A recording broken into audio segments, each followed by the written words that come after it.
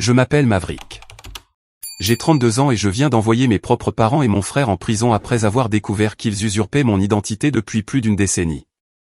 Avant de vous raconter la fin satisfaisante qu'ils méritaient absolument, dites-moi d'où vous regardez dans les commentaires. Je veux sincèrement savoir qui écoute cette histoire insensée. Tout a commencé un mardi, un jour qui devait être le couronnement de ma carrière. Je me tenais dans la salle de conférence aux parois de verre de Sterling Landscape Architecture, au 40e étage, regardant la ligne d'horizon de Chicago. Devant moi se trouvait Monsieur Sterling, le PDG, et tout le conseil d'administration. J'avais passé les 6 derniers mois à préparer cette présentation, un projet massif de revitalisation urbaine pour le Central Park de la ville. C'était mon billet pour devenir associé à part entière du cabinet, un poste qui s'accompagnait d'une augmentation de salaire massive, d'un bureau d'anglais du respect que j'avais passé toute ma vie d'adulte à rechercher. Je venais de finir d'expliquer le système de drainage écologique lorsque les lourdes portes en chaîne de la salle de conférence se sont ouvertes brusquement. Sans frapper, sans avertissement. Toute la salle s'est retournée. 2 policiers en uniforme sont entrés, suivis de près par un détective en costume bon marché avec un visage taillé dans le granit. Je me souviens avoir pensé, il doit y avoir une erreur en bas. Peut-être un exercice de sécurité. Mais le détective s'est dirigé droit vers moi. Maverick Walsh. Oui, c'est moi, ai-je répondu, ma main serrant toujours la télécommande du projecteur. Y a-t-il un problème, officier? Vous êtes en état d'arrestation pour détournement de fonds, fraude et usurpation d'identité, a dit le détective. Sa voix n'était pas forte, mais dans cette pièce silencieuse, elle a résonné comme un coup de feu. Monsieur Sterling s'est levé, sa chaise raclant bruyamment le sol. Détective, c'est mon architecte paysagiste principal. Il doit y avoir un malentendu. Pas de malentendu, monsieur, a dit l'officier en me saisissant le poignet et en le tordant derrière mon dos. Le clic métallique des menottes se refermant sur mes poignets a été le son le plus froid que j'ai jamais entendu. Il a tranché chaque murmure dans la pièce. J'ai vu le regard des membres du conseil d'administration passer instantanément de l'admiration au dégoût. Monsieur Sterling m'a regardé avec une déception non dissimulée. Je voulais crier, expliquer, me battre, mais ma gorge s'est nouée. Ils m'ont fait traverser le hall principal, devant les rangées de bureaux où des dizaines de mes collègues travaillaient. Des gens avec qui j'avais pris un café ce matin-là, des gens que j'avais encadrés, me regardaient maintenant comme si j'étais un monstre. L'humiliation me brûlait la peau comme de l'acide. Au commissariat, on m'a jeté dans une salle d'interrogatoire froide. Le détective Miller, l'homme qui m'avait arrêté, a claqué un épais dossier sur la table en métal. 40 000 $, Maverick, a-t-il dit en se penchant.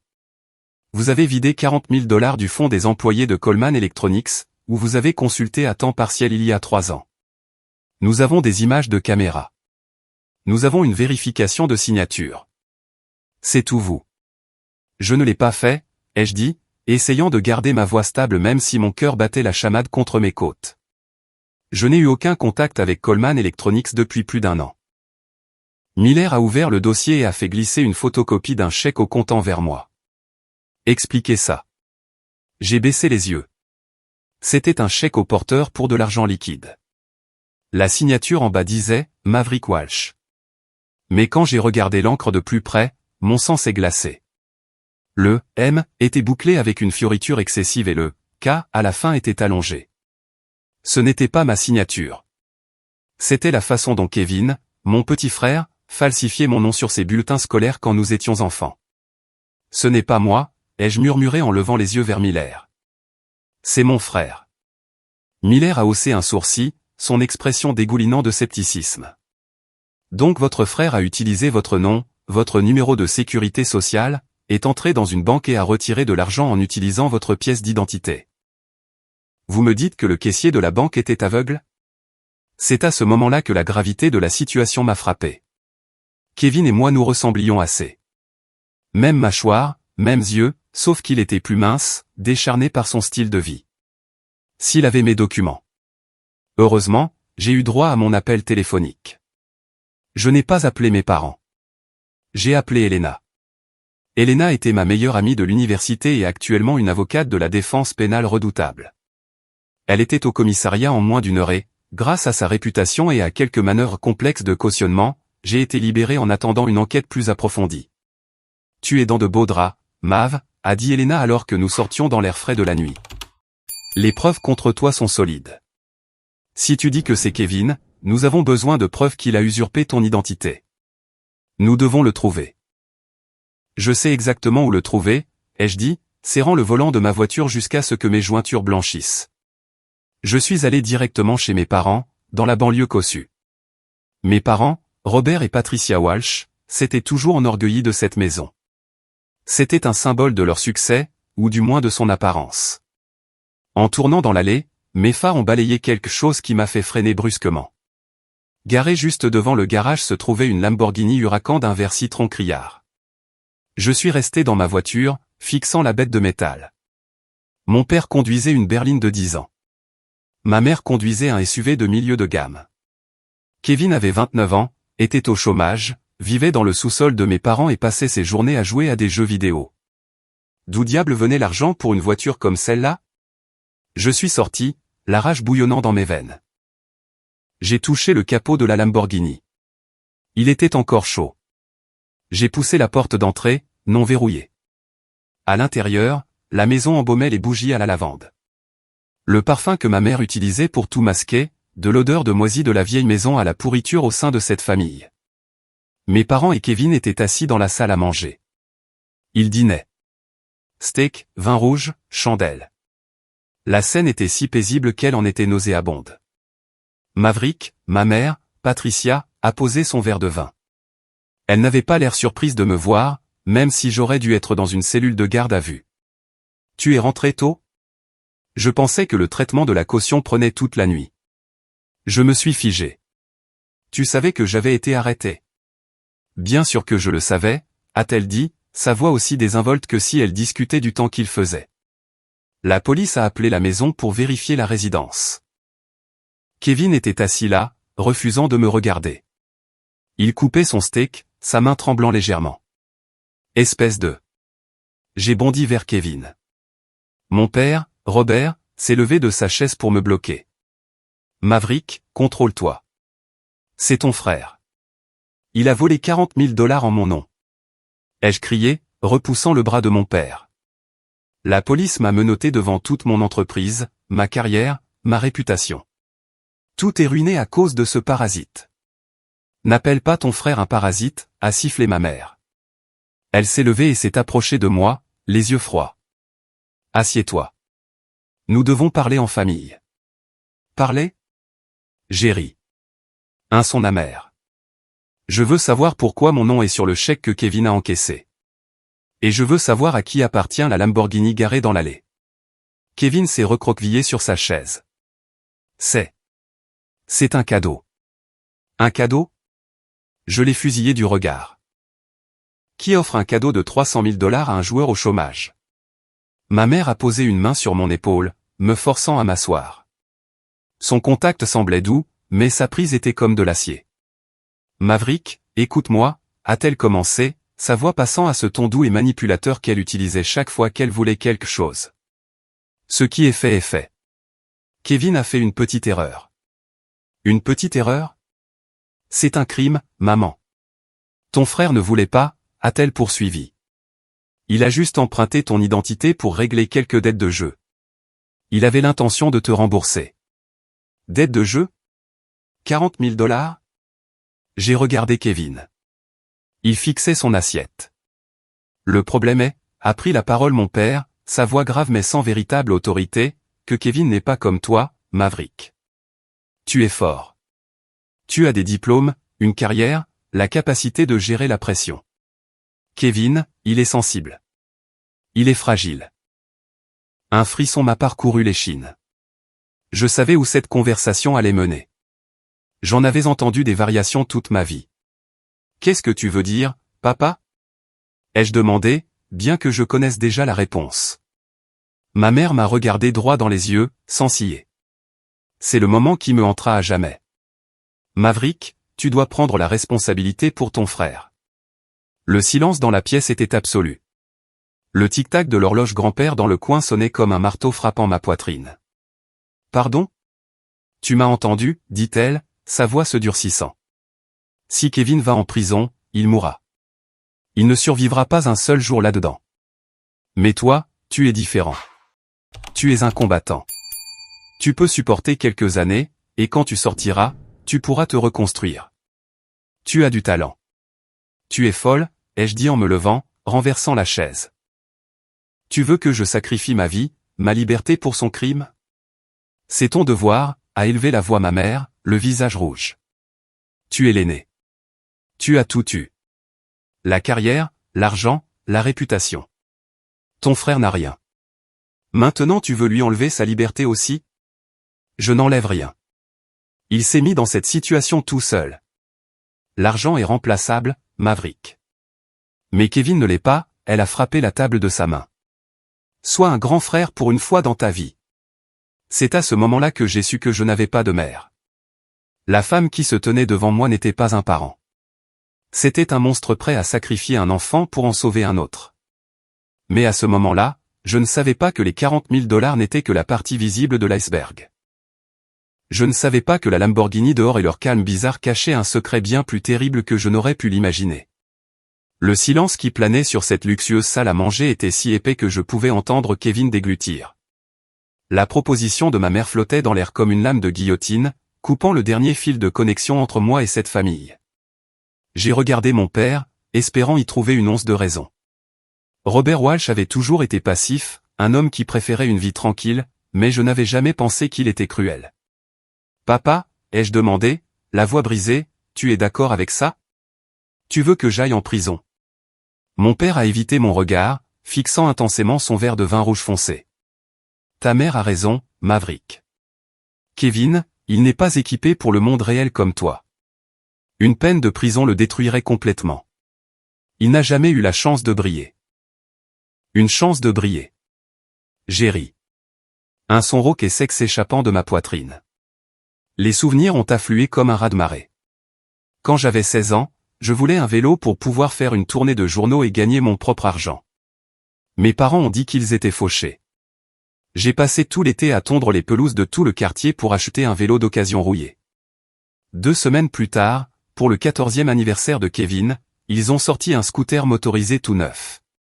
Quand j'ai demandé pourquoi, ma mère a dit « Ton frère a une faible endurance. Il ne peut pas pédaler aussi loin. Tu es en bonne santé. Tu peux prendre soin de toi. » Quand je suis entré à l'université, j'ai dû contracter des prêts étudiants et travailler à 2 emplois pour payer les frais de scolarité. Le fonds d'études que mes grands-parents m'avaient laissé avait mystérieusement disparu. Maman a dit qu'il l'avait utilisé pour des réparations d'urgence à la maison. Mais cette même année, Kevin a été envoyé en voyage d'enrichissement culturel en Europe qui a coûté 10 000 $. Toute ma vie avait été une série de luttes pour prouver ma valeur, tandis que Kevin recevait tout sur un plateau d'argent et parvenait quand même à échouer. Et maintenant, il voulait que je nettoie son plus gros gâchis avec ma propre vie. Je ne le ferai pas, ai-je dit, ma voix froide et absolue. Je ne plaiderai pas coupable. Kevin, qui était resté silencieux tout ce temps, a soudainement levé la tête. Ses yeux nageaient dans les larmes. Un vieux tour qu'il avait perfectionné depuis l'âge de 5 ans. « Mav, s'il te plaît » a gémi Kevin. « J'ai peur. Je dois de l'argent à des gens. Si je vais en prison, les gangs me tueront. Tu es toujours doué pour arranger les choses. Tu es mon héros, mec. N'ose pas me sortir tes sornettes de héros. » J'ai pointé un doigt vers son visage. Tu conduis une Lamborghini à 300 000 $ pendant que je travaille 12 heures par jour. D'où as-tu eu l'argent pour cette voiture? Kevin a jeté un coup d'œil à maman, puis a balbutié, c'est un leasing. Pour mon image. J'essaie de devenir un influenceur. Influenceur? Ai-je ricané. Tu as détourné des fonds d'entreprise pour jouer les riches. Assez. A crié ma mère.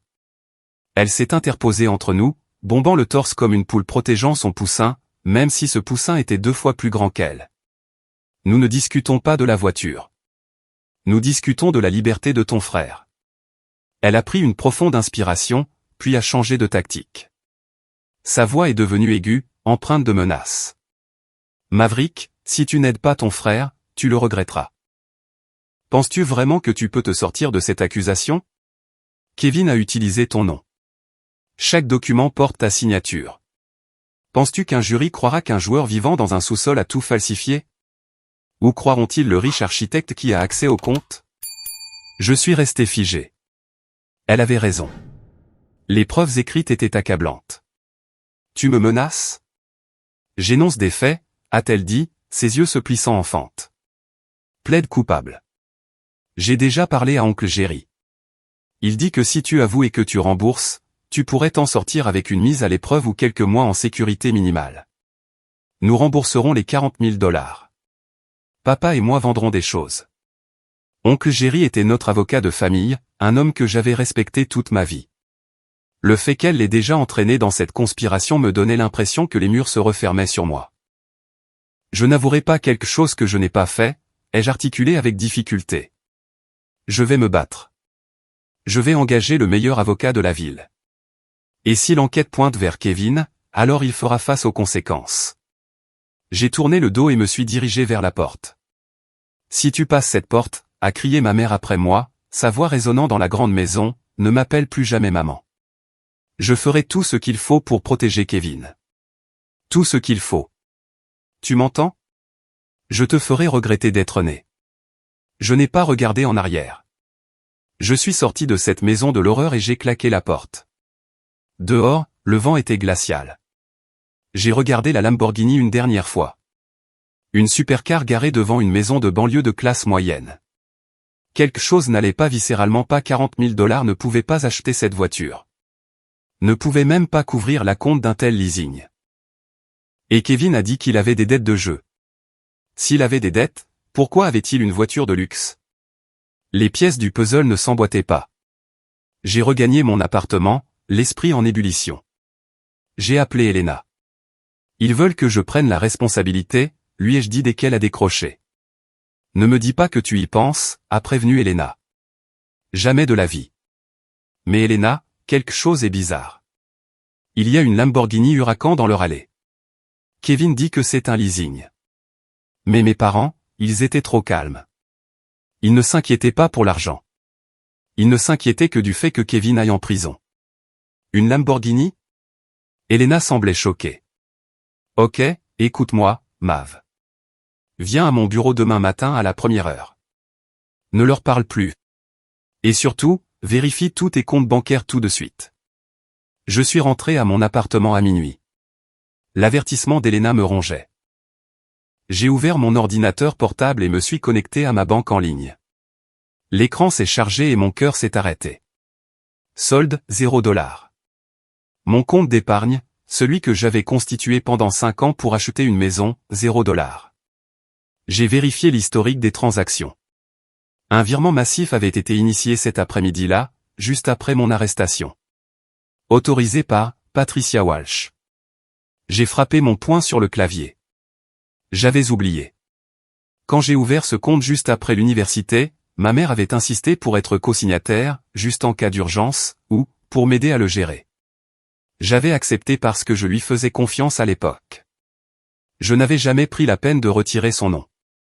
Elle m'avait vidé. 85 000 $. Ce n'était pas seulement de l'argent.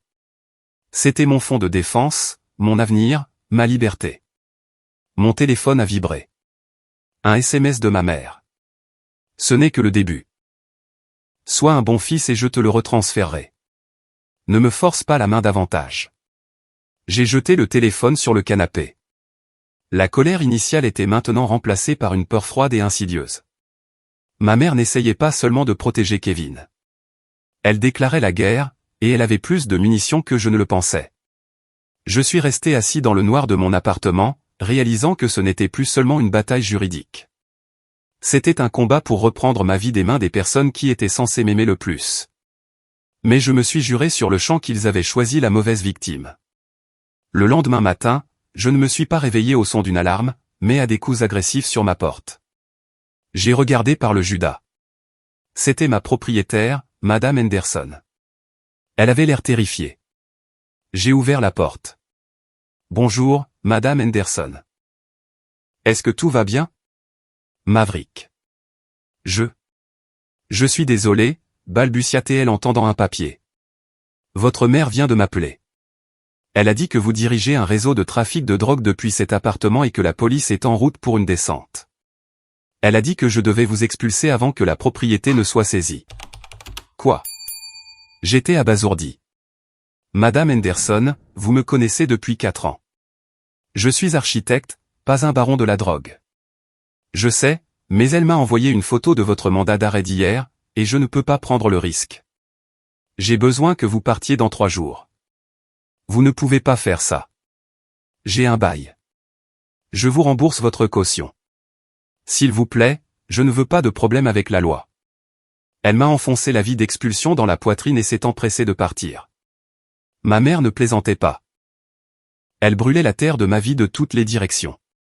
Je suis allé au bureau d'Elena en me sentant comme un animal traqué. Elena, impeccable dans un tailleur bleu marine, m'a tendu un café noir. J'ai entendu parler du compte en banque, dit-elle, le visage sombre. Nous pourrions la poursuivre pour vol, mais comme c'est un compte joint, c'est civil, pas pénal. Ça prendra des mois. Pour l'instant, notre priorité est l'affaire pénale. Je dois voir oncle Jerry, ai-je dit. Mon avocat de famille. Il sait tout sur les finances de mes parents. Peut-être qu'il peut m'aider à comprendre ce qui se passe. Elena fronça les sourcils. Sois prudent. S'il est l'avocat de la famille, sa loyauté pourrait ne pas être envers toi. J'ai conduit jusqu'au cabinet d'avocat de Jerry. Il était le meilleur ami de mon père depuis le lycée. L'homme qui me donnait des bonbons quand je le visitais enfant. J'avais toujours pensé à lui comme le bon oncle, le sensé. Maverick, mon garçon. Jerry m'a accueilli avec un large sourire. Assieds-toi. Assieds-toi. Ta mère m'a tout raconté. Quelle tragédie. Oncle Jerry, je ne l'ai pas fait. C'était Kevin, ai-je dit sans détour. Jerry soupira, enlevant ses lunettes pour les essuyer. Je te crois, Mav. Mais le problème, ce sont les preuves. La signature, la caméra, l'adresse IP. Tout pointe vers toi. Kevin, il n'a aucun bien à son nom.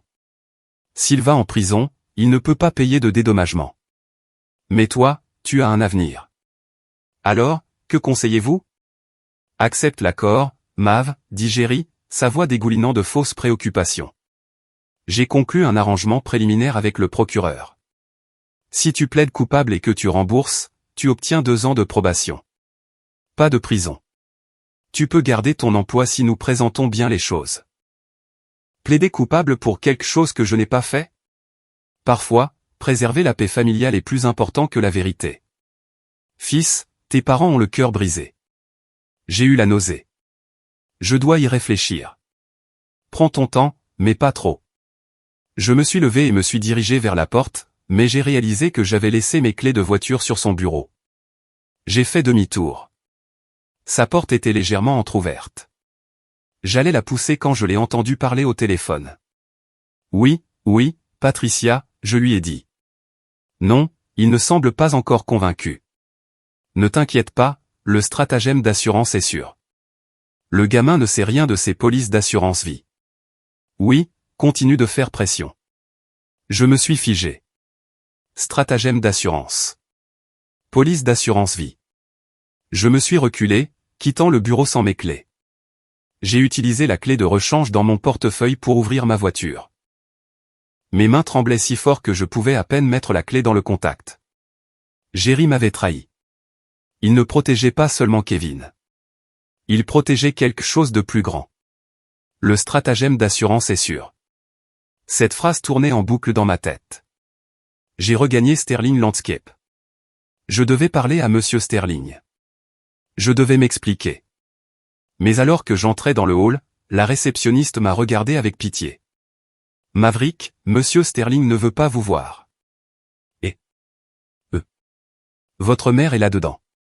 Ma mère. J'ai foncé vers le bureau de Sterling. La scène à l'intérieur a fait bouillir mon sang. Ma mère était assise sur le canapé, pleurant dans un mouchoir. Monsieur Sterling se tenait à proximité, l'air mal à l'aise. Oh, Maverick. Ma mère a sangloté en me voyant. Te voilà. Je m'excusais justement auprès de Monsieur Sterling en ton nom.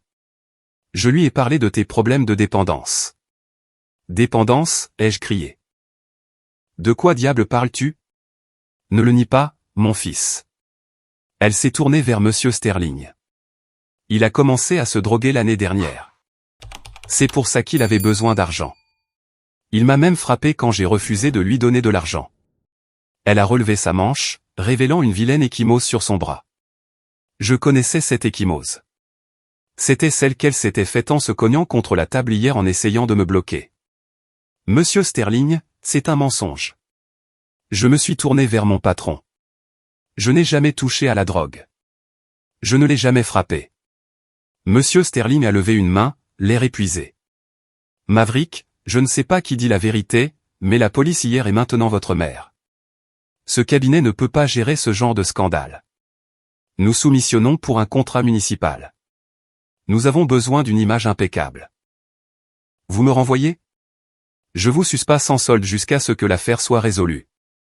Veuillez partir, Maverick, et régler vos affaires de famille. J'ai regardé ma mère. Son visage était enfoui dans ses mains. Mais je jure avoir vu un sourire narquois se dessiner sur ses lèvres. Elle avait réussi. Elle avait coupé mes revenus, mon logement et ma réputation en moins de 24 heures. J'étais acculé. Pas d'argent, pas de maison, pas de travail, et une accusation de crime pesant sur ma tête. Mais il y avait une chose qu'elle n'avait pas anticipée. Quand un homme perd tout, il n'a plus rien à craindre. Et le lapsus d'oncle Jerry sur les polices d'assurance était la clé dont j'avais besoin. J'ai quitté le bâtiment et j'ai appelé Elena. Elena, j'ai besoin d'une faveur. J'ai besoin d'un hacker ou d'un expert comptable judiciaire. Je pense que mes parents ne protègent pas seulement Kevin. Je pense qu'ils cachent une fraude massive. Je connais un gars, a dit Elena. Viens au bureau. La partie commence. Je suis arrivé au bureau d'Elena avec l'état d'esprit d'un homme qui part au combat. Là, j'ai rencontré Léo, un analyste de données qui avait l'air débraillé mais dont les yeux brûlaient d'intelligence derrière des lunettes épaisses. Il était l'arme secrète d'Elena pour les cas de fraude d'entreprise. Très bien, Mav, dit Léo, ses doigts volant sur le clavier. J'ai examiné ton rapport de crédit comme tu l'as demandé. Et, bon sang, ça s'allume comme un sapin de Noël. Que as-tu trouvé, ai-je demandé, le cœur battant à tout rompre. Léo a tourné le moniteur. Savais-tu que tu es le propriétaire de 3 SARL? Non. Je n'ai jamais ouvert de société de ma vie. Eh bien, sur le papier, tu es le PDG de Walsh Consulting, Blue Sky Logistique et MNK Import. Tout enregistré sous ton nom et ton numéro de sécurité sociale il y a 8 ans. Il y a 8 ans. C'était juste après que j'ai obtenu mon diplôme et que j'ai déménagé. Mes parents m'avaient demandé d'emprunter mes documents pour aider avec les déclarations de revenus. Je leur avais fait confiance. Et voici la partie intéressante, a poursuivi Léo. Cette Lamborghini que tu as mentionnée, elle est louée sous Walsh Consulting. Mais ce n'est pas tout. Il y a aussi une Porsche Cayenne et une Mercedes classe S enregistrées au nom de ces sociétés. J'étais stupéfait. Ma famille conduisait une flotte de voitures de luxe en mon nom pendant que je conduisais une Honda Civic déglinguée. Et les flux de trésorerie, a demandé Elena. C'est là que ça devient plus sombre, a grimacé Léo. Ces sociétés n'ont aucune activité commerciale réelle, mais elles ont des rentrées massives de la part de compagnies d'assurance. Assurance? Je me suis souvenu des mots de Jerry. Exactement. Il y a des dizaines de sinistres payés. Accidents de voitures mis en scène, incendies d'entrepôts, vols de cargaison. Le paiement total au cours des 5 dernières années s'élève à plus de 2 millions de dollars. Et les bénéficiaires ultimes, via un réseau de comptes de blanchiment, sont Robert et Patricia Walsh. Tout s'est éclairci. Le détournement de fonds de 40 000 dollars de Kevin chez Coleman Electronics n'était qu'une broutille. C'était une erreur stupide et bâclée d'un frère toxicomane qui menaçait d'exposer tout l'empire de fraude de plusieurs millions de dollars que mes parents avaient bâti sur mon dos. La raison pour laquelle il voulait que je plaide coupable n'était pas seulement de sauver Kevin de la prison. Il voulait que l'affaire soit classée rapidement. Si la police enquêtait sur les finances de Kevin, il trouverait les sociétés écrans. Mais si je prenais la responsabilité, le dossier serait scellé et leur empire de fraude resterait en sécurité. J'étais le bouc émissaire parfait. Nous avons besoin de preuves tangibles, a dit Elena. Ces chiffres sont suspects, mais au tribunal, il pourrait prétendre que tu dirigeais les sociétés puisque ton nom est sur tout. Je sais qui peut nous aider, ai-je dit. Sarah. Sarah était l'ex-petite amie de Kevin. Ils avaient rompu il y a 3 mois après une énorme dispute. Kevin l'avait mise à la rue. J'ai trouvé Sarah travaillant dans un bar miteux du côté sud. Quand elle m'a vu, elle a eu l'air de vouloir fuir, mais j'ai bloqué son chemin. Sarah, je ne suis pas là pour te faire du mal. J'ai besoin de ton aide. Kevin et mes parents essaient de m'envoyer en prison. Sarah s'est arrêtée, les yeux remplis d'amertume. Ta famille est une ordure. Ils m'ont traité comme de la saleté. Je sais. Ils me font la même chose. Sais-tu quelque chose sur leurs affaires? Sarah a ri en allumant une cigarette. Affaires? Tu veux dire les arnaques? Kevin s'en vantait quand il était défoncé. Il disait que ses parents étaient des génies. Ils achètent des voitures de luxe, mettent en scène des accidents et encaissent l'assurance. Il a même tenu un carnet. Il l'appelait sa Bible de l'assurance au cas où ses parents essaieraient de le couper. Sais-tu où se trouve ce carnet? Il le garde dans une boîte à chaussures Nike sous son lit. Je me suis tourné vers Elena qui se tenait à côté de moi.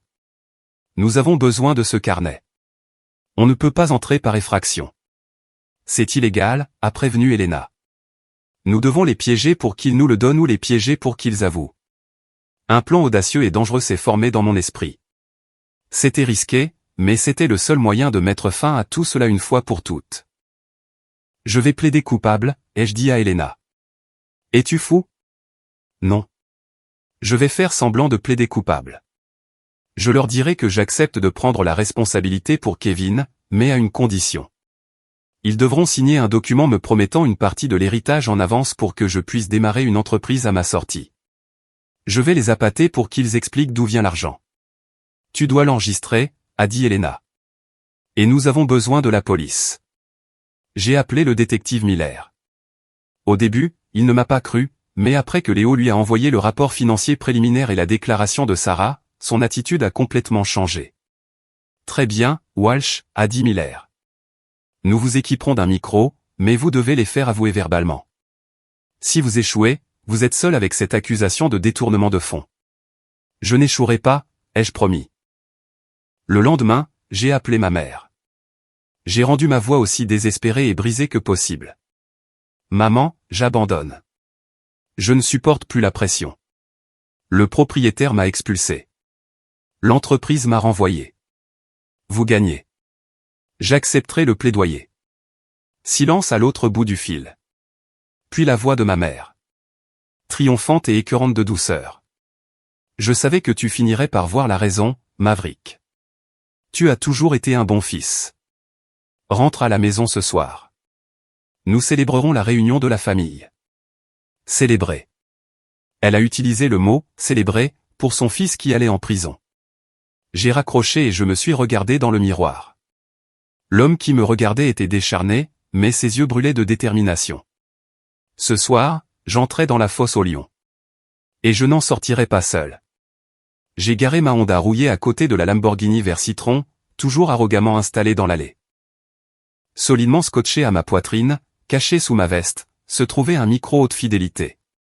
Le détective Miller et son équipe étaient dans une camionnette banalisée à 2 pâtés de maison, écoutant chacun de mes souffles. Je suis entré dans la maison. Cette fois, l'atmosphère était encore plus festive. Ma mère avait préparé un festin. Mon père faisait sauter le bouchon d'une bouteille de champagne cher.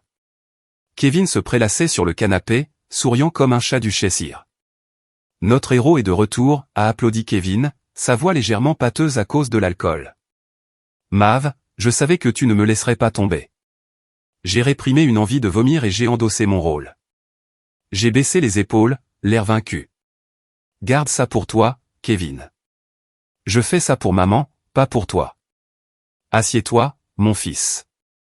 Mon père a versé du champagne dans une flûte en cristal et me l'a tendu. C'est la bonne décision. La famille d'abord. J'ai tenu le verre, mais je n'ai pas bu. Avant d'aller voir le procureur demain, nous devons régler quelque chose. Je perds ma carrière. J'ai besoin d'une garantie que, quand je sortirai, j'aurai du capital. Oh, baliverne. Ma mère a agité la main, rayonnante de bonheur. Nous prendrons soin de toi. Combien veux-tu? Je veux 500 000 $. J'ai lancé un chiffre assez élevé pour déclencher leur cupidité et leur ego. Et je sais que vous les avez. Je vois la Lamborghini, la Porsche. D'où avez-vous eu ce genre d'argent? Ce n'est pas seulement la pension, n'est-ce pas? Ma mère a ri. Un son fort et cristallin. Elle avait beaucoup bu. Sa prudence habituelle avait été anéantie par la victoire. Mon doux et naïf Maverick. Elle s'est approchée et m'a tapoté la joue. 500 000 $. Tu mérites plus. Tu es la mine d'or de cette famille et tu ne le sais même pas. Que veux-tu dire? Ai-je demandé, mon cœur battant contre le micro. Kevin a interrompu, se vantant. Tu crois que l'argent tombe du ciel? Ton nom a de la valeur, frérot. Walsh Consulting, Blue Sky. Tu es le PDG de toutes ces boîtes. On a fait plus de 2 millions de dollars grâce à ton casier vierge. Kevin, tais-toi. A averti faiblement mon père, mais il souriait aussi. Laisse-le parler, Robert, l'a repoussé ma mère. Maverick est un complice maintenant. Il prend la responsabilité pour Kevin, ce qui signifie qu'il est dans la boue avec nous. Il doit connaître l'empire qu'il protège. Elle s'est tournée vers moi, les yeux brillants de folie. Tu te souviens de l'incendie de l'entrepôt l'année dernière dans le quartier industriel? 800 000 $ d'indemnisation d'assurance. Tout au nom de ta société. Et l'accident en chaîne du mois dernier? Encore 400 000 $. Nous sommes des génies, Maverick. Donc les 40 000 $ de Kevin n'étaient qu'un risque du métier, ai-je suggéré. Cet idiot a utilisé le mauvais compte, a-t-elle fulminé contre Kevin. Il a retiré directement du fonds des employés liés au lieu du canal de blanchiment. Mais ce n'est pas grave. Grâce à ton plaidoyer de culpabilité, la police classera le dossier. Personne ne fouillera dans les sociétés écrans. Tu fais 1 an ou 2, et quand tu sortiras, je t'achèterai une maison. Marché conclu. J'ai senti une sueur froide couler dans mon dos. Ils avaient tout avoué, blanchiment d'argent, fraude à l'assurance, usurpation d'identité. Alors, ai-je dit, la voix tremblante, cette fois d'une émotion réelle, vous ne m'avez jamais aimé. Vous m'avez juste élevé pour être un bouc émissaire pour vos arnaques et un bouclier pour Kevin. Ma mère a cessé de sourire. Elle m'a regardé avec pitié. C'est ainsi que le monde fonctionne, mon fils. Certains sont nés pour briller comme Kevin, et d'autres sont nés pour servir comme toi. Tu devrais être fier de ton rôle. Ce fut la dernière chose qu'elle dit en tant que femme libre. J'ai posé la flûte de champagne sur la table. Elle a fait un tintement sec. Je me suis redressé, abandonnant ma posture de vaincu. Je l'ai regardé droit dans les yeux. Je ne pense pas, Patricia. J'ai fouillé dans ma veste, arraché le ruban adhésif et sorti l'appareil d'enregistrement. Je l'ai posé sur la table, juste à côté de la bouteille de champagne. La lumière rouge de l'enregistrement clignotait régulièrement. Quoi? Qu'est-ce que c'est? A balbutié mon père, le sang se retirant de son visage. C'est un aller simple pour la prison pour vous trois, ai-je dit, ma voix glaciale. À cette seconde précise, des sirènes ont hurlé à l'extérieur, perçant la nuit. Des lumières bleues et rouges ont balayé la fenêtre de la salle à manger, dansant sur des visages qui passaient du triomphe à la terreur pure. Police, ouvrez, a retenti le mégaphone. Toi, qu'as-tu fait? Ma mère a reculé en trébuchant, renversant une chaise. Elle m'a regardé comme si j'étais un fantôme. J'ai fait mon devoir de grand frère, ai-je répondu, faisant écho à ses paroles précédentes. Je nettoie le gâchis de cette famille. Cours, Kevin, a crié mon père. Kevin, pris de panique, a attrapé les clés de la Lamborghini et s'est précipité vers la porte arrière. Tu n'iras pas loin, ai-je murmuré. La porte d'entrée a volé en éclats. Une douzaine d'officiers armés ont envahi la maison. À terre. Tout le monde à terre. J'ai levé les mains, immobile. J'ai regardé mon père être plaqué au sol, les menottes se refermant sur ses poignets. J'ai vu ma mère crier et se débattre alors que 2 policiers l'emmenaient, son mascara coulant sur son visage. Et par la fenêtre, j'ai vu Kevin atteindre la Lamborghini juste au moment où une voiture de police le bloquait. Il a été arraché du siège du conducteur et jeté sur la pelouse que je tondais tous les week-ends. Le détective Miller est entré et a ramassé l'enregistreur. Il m'a fait un signe de tête. Bon travail, Maverick. Nous avons tout. J'ai regardé autour de la luxueuse maison en train d'être mise à sac. Les peintures chères, le vin importé, tout acheté avec des mensonges et mon nom volé. Cette nuit-là, les gyrophares de la police étaient la plus belle chose que j'ai jamais vue. C'était la lumière de la vérité, brûlant les mensonges. La police nous a tous emmenés au poste, mais cette fois la dynamique était complètement inversée. Je n'étais pas menotté. J'étais assis à l'arrière d'une voiture de police en tant que témoin clé, un atout coopératif. À l'intérieur du commissariat, c'était le chaos. Toute la famille Walsh était en cours de traitement. J'entendais ma mère crier dans la pièce voisine. Mon fils m'a piégé. Il est ingrat. Je veux mon avocat. Mais oncle Jerry ne venait pas. Le détective Miller venait de m'informer que, sur la base de l'enregistrement où j'avais mentionné l'implication de Jerry et de ses relevés téléphoniques ultérieurs, la police perquisitionnait actuellement son cabinet d'avocat. Jerry était un complice, l'architecte juridique du blanchiment. Je me suis assis dans la salle d'observation, regardant à travers la vitre sans teint. Dans la salle d'interrogatoire, Kevin pleurait comme un bambin. Il a craqué en 10 minutes. Il leur a dit où la Bible de l'assurance était cachée.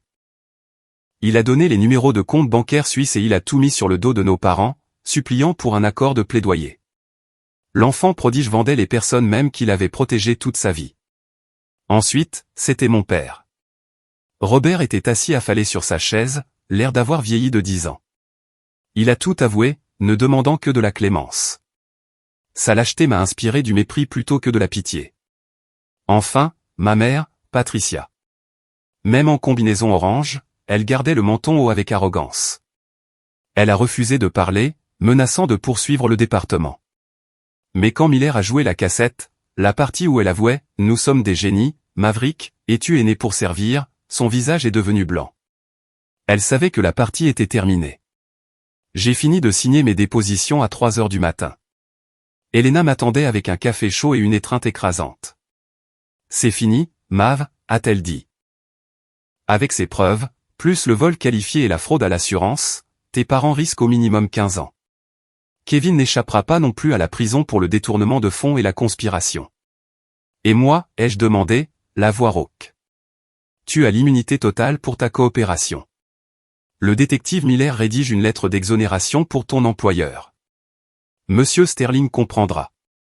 Je suis sorti du commissariat. L'air de la nuit était froid mais avait un goût incroyablement doux. Pour la première fois de ma vie, mes poumons se sentaient vraiment pleins. Plus de fardeau de leur plaire.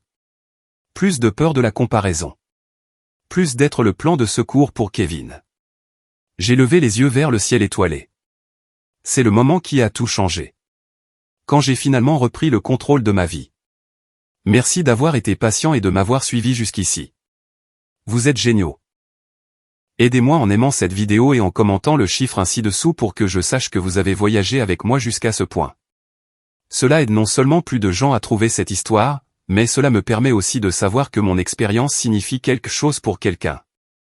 Votre soutien est la plus grande motivation pour moi de continuer à partager le reste de ce voyage. Alors que je me dirigeais vers ma voiture, un autre fourgon de transport de la police s'est arrêté, les portes arrière se sont ouvertes, et il transférait ma mère à la prison du comté. Elle m'a vu. Elle s'est arrêtée, luttant contre l'emprise de l'officier. Maverick, a-t-elle crié, sa voix se brisant de pure haine. Tu crois que tu as gagné? Tu as envoyé tes propres parents en prison. Tu vivras avec la culpabilité pour toujours. Tu es le diable. Je me suis approché, restant juste hors de portée. J'ai regardé profondément dans les yeux de la femme qui m'a donné naissance. Non, mère, ai-je dit calmement. Je ne vous ai pas envoyé en prison.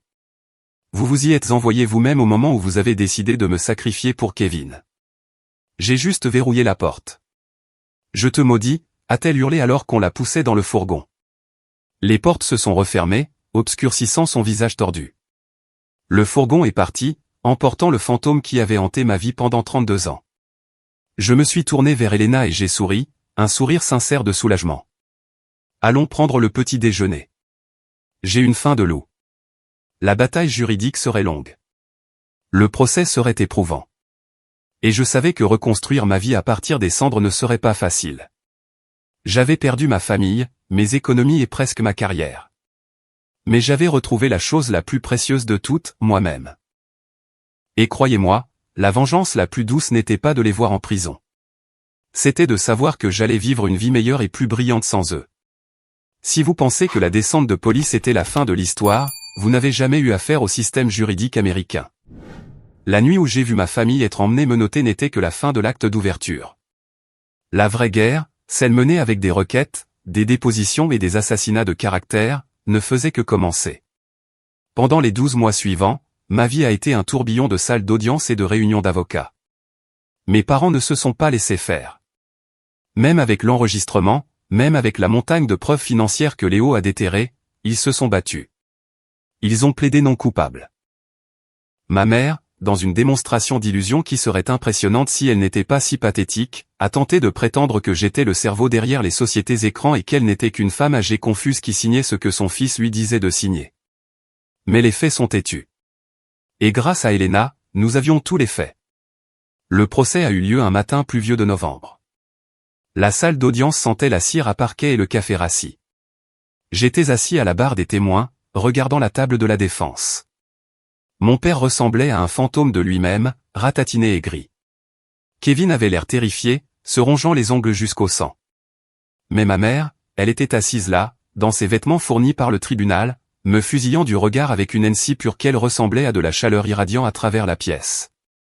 Le procureur, une femme vive nommée Madame Vance, m'a fait parcourir la chronologie. Nous avons présenté la « Bible de l'assurance » que Kevin avait cachée. Nous avons joué l'enregistrement. Lorsque l'audio de ma mère disant « Certains sont nés pour servir » a rempli la salle d'audience silencieuse, j'ai vu la réaction du jury. 12 étrangers ont regardé ma mère avec une révulsion absolue. C'est à ce moment-là que sa façade s'est fissurée. Elle a réalisé que son charme, sa manipulation, sa capacité à tordre la réalité. Rien de tout cela ne fonctionnait ici. Mais le moment le plus satisfaisant n'était pas la preuve. C'était la sentence. Il a fallu moins de 3 heures au jury pour la rendre. Coupable sur tous les chefs d'accusation. Vol qualifié, fraude à l'assurance, blanchiment d'argent, usurpation d'identité et conspiration. Le juge Harrison était un homme qui avait tout vu. Mais même lui semblait dégoûté par le dossier qu'il avait devant lui. Il a regardé par-dessus ses lunettes mes parents. Au cours de mes 20 ans de magistrature, a déclaré le juge Harrison, sa voix retentissante, j'ai vu des étrangers voler des étrangers. J'ai vu des entreprises voler leurs employés. Mais j'ai rarement vu des parents cannibaliser systématiquement l'avenir de leur propre enfant pour nourrir leur cupidité. Vous n'avez pas seulement volé son argent. Vous avez essayé de voler sa vie. La peine était lourde. Mon père, Robert Walsh, 15 ans de prison fédérale. Ma mère, Patricia Walsh, 15 ans de prison fédérale. Kevin Walsh, 5 ans, avec une cure de désintoxication obligatoire et des paiements de dédommagement a commencé immédiatement après sa libération. Lorsque le marteau est tombé, le son a retenti comme une cloche, signalant la fin d'un long et sombre hiver. Ma mère a crié. Elle n'a pas crié pour obtenir grâce. Elle a crié contre moi. Elle m'a traité de traître. Elle m'a traité de serpent. Mais alors que les huissiers l'emmenaient, sa voix s'est estompée. Pour la première fois en 32 ans, sa voix ne m'a pas fait tressaillir. C'était juste du bruit. Sortir de ce palais de justice a été les pas les plus difficiles que j'ai jamais faits. Non pas à cause de la tristesse, mais à cause du poids écrasant de ce qui venait de se passer. J'avais amputé ma propre famille pour sauver ma vie. Mais alors que la bataille juridique se terminait, ma reconstruction ne faisait que commencer. Je suis retourné chez Sterling Landscape Architecture la semaine suivante.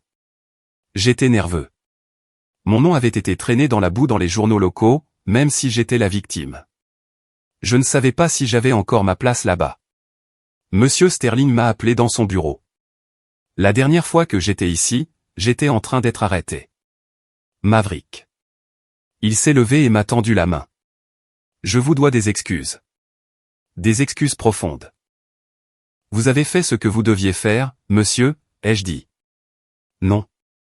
Il a secoué la tête. J'aurais dû faire confiance à mon meilleur architecte. J'ai lu la lettre du détective. J'ai lu les transcriptions du tribunal. Ce que vous avez survécu. Cela montre un niveau de caractère que je vois rarement. Il a pris un dossier sur son bureau. Le projet du parc de la ville. Nous avons remporté l'appel d'offres. Mon cœur a bondi. Nous l'avons fait? Nous l'avons fait. Mais le conseil municipal avait une condition. Ils veulent que l'architecte principal qui a conçu le système de drainage écologique supervise toute la construction. Ils vous veulent, Maverick. Il a fait glisser un contrat sur le bureau. C'est une promotion. Partenaire principal, augmentation de salaire significative, avantages sociaux complets et un bureau d'angle. Vous n'êtes plus seulement un employé, Mav. Vous faites partie des fondations de ce cabinet. J'ai regardé le contrat. Les chiffres étaient stupéfiants, mais plus que l'argent, c'était la validation. J'avais bâti cette carrière de mes propres mains, malgré les tentatives de ma famille de la détruire. J'accepte, ai-je dit. Ce soir-là, j'ai emmené Elena dîner pour fêter ça. Nous sommes allés dans un petit restaurant italien tranquille au bord de la rivière. Nous avions passé l'année dernière dans les tranchées ensemble, à mener des batailles juridiques, à analyser des documents, à survivre au chaos. Ce soir était la première fois que nous pouvions simplement respirer. Tu as l'air différent, a dit Elena en faisant tourner son vin. Plus léger.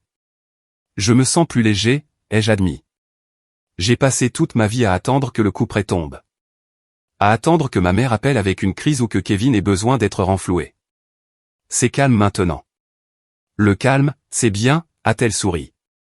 Je l'ai regardé. Vraiment regardé. Pour la première fois depuis longtemps, Elena n'était pas seulement mon avocate ou mon amie d'université. C'était la seule personne qui était restée à mes côtés lorsque le monde s'est effondré. Elle m'a cru lorsque les preuves disaient que j'étais un criminel. Elena, ai-je dit, tendant la main sur la table pour prendre la sienne. Je n'aurais pas pu faire ça sans toi. Et je ne veux pas faire ce qui vient ensuite sans toi non plus. Elle a serré ma main en retour, ses yeux s'adoucissant. Je me demandais quand tu finirais par remarquer que j'étais juste là, Maverick. La vie s'améliorait. Mais les fantômes du passé ont tendance à essayer de se frayer un chemin de retour. 2 mois après la sentence, j'ai reçu une lettre par la poste. L'adresse de l'expéditeur était familière. C'était de ma tante Linda, la sœur de ma mère. Linda avait toujours été la pacificatrice de la famille, ce qui signifiait en réalité qu'elle était la facilitatrice qui faisait pression sur tout le monde pour tolérer les abus de ma mère. J'ai ouvert l'enveloppe. Une lettre manuscrite est tombée. Maverick, j'espère que tu es heureux. Ta mère pourrit dans une cellule à cause de toi. Elle est malade, Maverick. Elle a besoin d'argent pour la cantine et pour un meilleur avocat d'appel. C'est ta mère. Tu as une grosse promotion maintenant. J'entends dire que tu en as beaucoup. Ne penses-tu pas qu'il est temps de pardonner? La famille, c'est tout. Envoie un chèque à cette adresse. Fais ce qu'il faut. Tante Linda. Je suis resté dans ma cuisine à lire les mots. L'ancien Maverick, celui qui était conditionné à se sentir coupable, celui qui avait peur d'être le méchant, aurait ressenti une pointe de honte. Il aurait peut-être même envoyé quelques centaines de dollars juste pour faire disparaître la culpabilité. Mais ce Maverick était mort. Il est mort la nuit où il a porté un micro à dîner. Je n'ai pas ressenti de culpabilité. J'ai ressenti de la clarté. Tante Linda n'était pas intéressée par la justice. C'était un singe volant. Un mandataire envoyé par une narcissique pour me ramener dans la toile. Il ne voulait pas de relation. Il voulait une ressource. Il voulait que l'autre revienne pour que les parasites puissent se nourrir. Je me suis dirigé vers le destructeur de documents que je gardais dans mon bureau à domicile. Je n'ai même pas fini de lire la 2e page. J'ai introduit la lettre dans la machine et j'ai regardé l'écriture culpabilisante être découpée en confettis sans signification. Je n'ai pas répondu. J'ai bloqué le numéro de tante Linda. J'ai bloqué tous les parents qui se sont rangés de leur côté. J'en avais fini de négocier ma paix. Je suis sorti sur le balcon de mon nouvel appartement, un endroit que j'ai acheté avec mon propre argent, en mon propre nom, sans co-signataire. J'ai regardé la ligne d'horizon de Chicago. La ville était pleine de lumière, de millions de vies, de millions d'histoires. Et pour la première fois, j'avais l'impression de vivre réellement l'une d'entre elles plutôt que de simplement survivre. J'avais perdu une mère, un père et un frère. Pour le monde extérieur, cela ressemble à une tragédie. Mais debout là, dans l'air froid de la nuit, j'ai réalisé que ce n'était pas une perte. C'était un lâcher de poids mort. Je n'avais pas perdu une famille. J'avais échappé à une secte. Et maintenant, j'étais libre de construire quelque chose de réel. 1 an plus tard, Je me tenais sur la terrasse d'observation du Central City Park nouvellement achevé. C'était le jour de l'inauguration. En dessous de moi, des centaines de personnes se promenaient dans les jardins que j'avais conçus. Des enfants jouaient près des écosystèmes. Des couples étaient assis sur les bancs et les arbres commençaient à fleurir pour le printemps. C'était magnifique. C'était réel et c'était à moi. Elena se tenait à côté de moi, sa main posée sur mon bras. Nous avions emménagé ensemble il y a 6 mois. Ce n'était pas une relation basée sur le drame ou le lien traumatique. Elle était basée sur le respect, le rire et le silence partagé.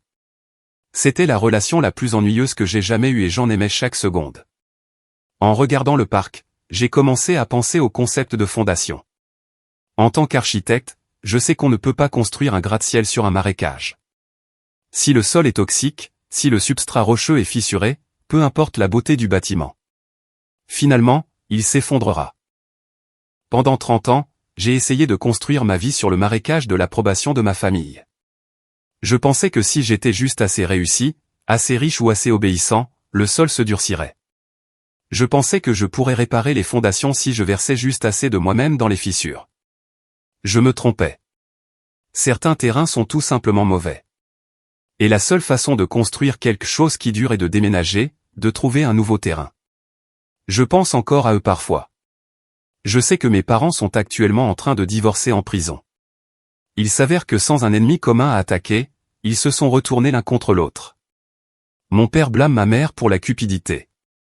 Ma mère blâme mon père d'être faible. Kevin a apparemment du mal en prison, écrivant constamment des lettres implorant le pardon, qui sont interceptées par mon avocat et classées sans être lues. Ils jouent toujours à leur jeu, mais ils les jouent dans une boîte où ils ne peuvent plus me faire de mal. J'ai appris que « famille » est un mot délicat. On nous enseigne que c'est un nom, quelque chose dans lequel on est, un fait biologique fixe. Mais j'ai appris que « famille » est en fait un verbe. La famille, c'est ce que vous faites. La famille, c'est être présent. La famille, ce n'est pas voler votre identité. La famille, ce n'est pas vous demander d'aller en prison pour eux. Monsieur Sterling, qui m'a encadré alors qu'il aurait pu me renvoyer, est de la famille. Elena, qui s'est battue pour moi alors que je n'avais rien à lui payer, est de la famille. Le détective Miller, qui a regardé les preuves au lieu du récit, est de la famille à sa manière. J'ai regardé la cicatrice sur mon poignet. Une légère ligne d'un accident de construction il y a des années. Elle a guéri. Les cicatrices le font toujours, finalement. Elles ne disparaissent pas, mais elles cessent de faire mal. Elles deviennent simplement une partie de la carte de qui vous êtes. À quoi penses-tu ? A demandé Elena en posant sa tête sur mon épaule. Je pense à l'avenir, ai-je dit. Et pour la première fois de ma vie, l'avenir ne ressemblait pas à un tunnel sombre que je devais endurer. Il ressemblait à un plan vierge attendant que je dessine ce que je voulais. Allez, a-t-elle dit. Le maire va commencer la cérémonie d'inauguration. Ils attendent l'architecte principal. Allons-y, j'ai souri. Je me suis éloigné de la balustrade, laissant la vue de la ville derrière moi et je me suis mêlé à la foule. Je n'ai pas regardé en arrière. Il n'y avait plus rien là-bas pour moi. Ma vie était juste ici, devant moi. C'est mon histoire. Elle est extrême, je sais, mais son essence est quelque chose que beaucoup d'entre vous pourraient reconnaître. La douleur de se libérer des dynamiques familiales toxiques. On nous dit souvent que le sang est plus épais que l'eau. Une phrase utilisée pour nous culpabiliser afin de nous faire endurer les abus, la manipulation et le manque de respect de nos proches. Mais le proverbe original complet est en fait, le sang de l'alliance est plus épais que l'eau de la matrice. Cela signifie que les liens que nous choisissons de former avec des amis, des partenaires et des mentors sont souvent plus forts et plus significatifs que les accidents génétiques de la naissance. Mon parcours m'a appris que vous avez le droit de licencier votre famille. Vous avez le droit de fixer des limites. Si quelqu'un se noie et essaie de vous entraîner sous l'eau pour se sauver, vous n'êtes pas obligé de le laisser vous noyer. Couper les ponts n'est pas un acte de cruauté. Souvent, c'est un acte de survie.